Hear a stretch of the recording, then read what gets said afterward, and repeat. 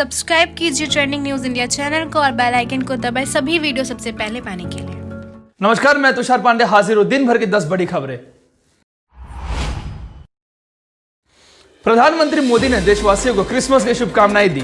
प्रधानमंत्री मोदी ने शुक्रवार को लोगों को क्रिसमस की शुभकामनाएं देते हुए कहा कि भगवान क्राइस्ट का जीवन और उनके सिद्धांत दुनिया भर में लाखों लोगों को शक्ति प्रदान करते हैं।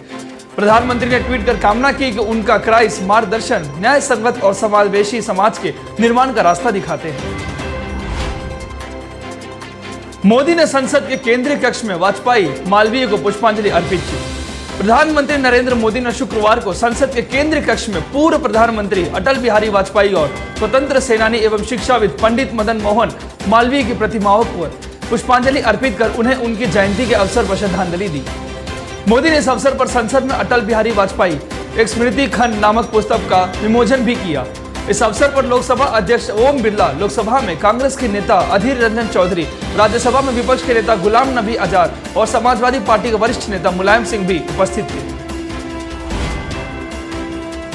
किसानों के बीच बोले पीएम मोदी, कुछ लोग भ्रम फैला रहे हैं। भूतपूर्व प्रधानमंत्री अटल बिहारी वाजपेयी की जयंती पर आयोजित किसान संवाद की शुरुआत करते हुए केंद्रीय कृषि मंत्री नरेंद्र सिंह तोमर ने आंदोलनरत किसानों से विरोध प्रदर्शन खत्म कर सरकार से बातचीत करने की अपील की है। कृषि मंत्री ने कहा कि पंजाब के थोड़े से किसान भ्रमित होकर नए कृषि कानूनों के खिलाफ आंदोलन कर रहे हैं। उन्होंने कहा कि किसान नए कानूनों का मर्म समझे थे। तोमर ने कहा कि प्रधानमंत्री नरेंद्र मोदी के नेतृत्व में किसानों की भलाई के लिए कोई ठोस कदम उठाए गए हैं। उन्हीं में से एक पीएम किसान सम्मान निधि है। दिल्ली में कड़ाके की ठंड, न्यू ईयर पर 2-3 डिग्री होगा पारा। देश की राजधानी दिल्ली कड़ाके की ठंड की चपेट में है। घना कोहरा इसके असर को और बढ़ा रहा है। सितम ये कि नए साल पर भी इससे निजात मिलती नहीं दिखती। 1 जनवरी को भी न्यूनतम तापमान 2 से 3 डिग्री के बीच रहने का पूर्वानुमान है। बता दें कि दिल्ली धुंध 10 बजे तक बरकरार रहती। फिलहाल दिल्ली में तापमान 5 से 6 डिग्री दर्ज की जा रही है। फर्जी फ्लैग ऑपरेशन के आरोपों पर भारत ने पाकिस्तान को लगाई लताड़। वित्तीय संकट से घिरा पाकिस्तान भारत के खिलाफ अनर्गल बयानबाजी से बाज नहीं आ रहा। पाकिस्तान के प्रधानमंत्री इमरान खान ने आरोप लगाया है कि भारत फर्जी फ्लैग ऑपरेशन कर सकता है। भारत ने पाकिस्तान के इस आरोप का जवाब दिया। भारत ने गुरुवार को कहा कि पाकिस्तान के फर्जी फ्लैग ऑपरेशन वाले आरोप को नजरअंदाज करना चाहिए। पड़ोसी मुल्क का शीर्ष नेतृत्व काल्पनिक और हास्यप्रद बयानबाजी कर रहा है। दंगे में बीजेपी विधायकों के केस वापस लेने पर ओवैसी ने योगी सरकार को घेरा।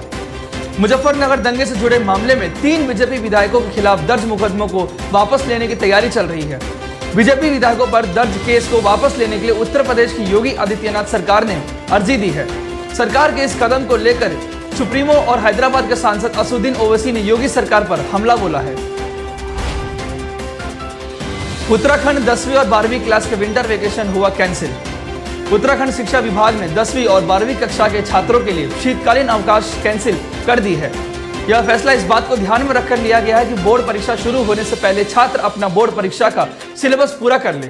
24 दिसंबर को एक आदेश करते हुए राज्य सरकार ने कहा कि कक्षा 10वीं और 12वीं के शिक्षक स्कूल में मौजूद रहेंगे, जबकि अन्य कक्षाओं के शिक्षकों को स्कूल आने की आवश्यकता नहीं है।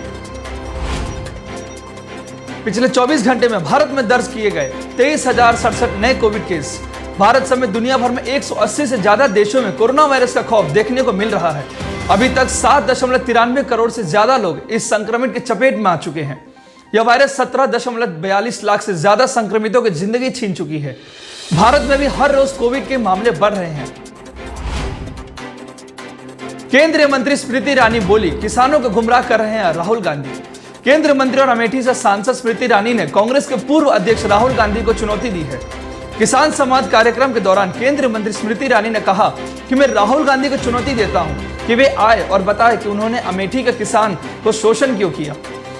ईरानी ने कहा कि किसान हमेशा अपने खाते में प्रत्यक्ष भुगतान चाहते थे, वो अब संभव है। मोदी और योगी सरकार किसानों के हित के लिए काम कर रहे हैं।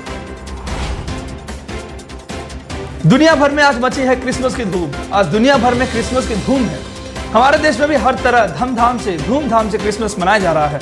देश के अलग अलग राज्यों और शहरों के चर्चों में लोग प्रार्थना कर रहे हैं। बाजारों और शॉपिंग मॉल्स में क्रिसमस की धूमधाम दिखाई दे रही है। कोरोना गाइडलाइंस के चलते इस बार चर्चे में लोगों की कम भीड़ दिखाई दे रही है।